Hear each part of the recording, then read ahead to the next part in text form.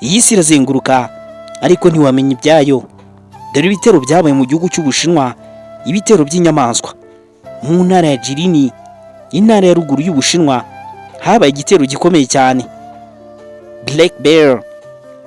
Iyi Black Bear ni inkende y'umukara. Kubabungabungaga parike, ubwo inkende yafataga umwe mu bakozi barindaga iryo shyamba maze iramucagaguza koko. Umva, ibi ntabwo byari byoroshye.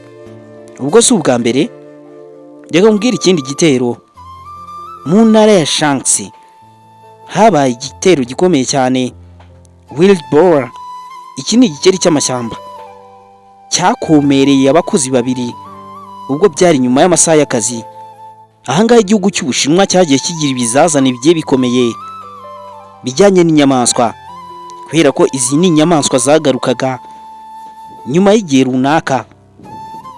Hari kandi raporo zivuga ko hari imihindagurikire y'amategeko ajyanye n'inyamaswa zishobora gushyira ubuzima bw'abantu mu kaga, bityo Ubushinwa bwavuze ko bushaka gukaza amategeko ajyanye no kugira amatungo cyangwa inyamaswa zikomeye mu mujyi. Iyi ni Kingdom JB TV muba mukomeje gutega amatwi. Njye nitwa Bonviva.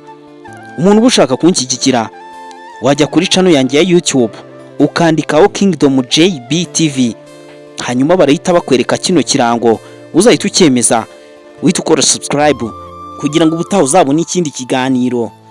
Njye nitwa Bonviva, ndagushimiye ugira umunsi mwiza.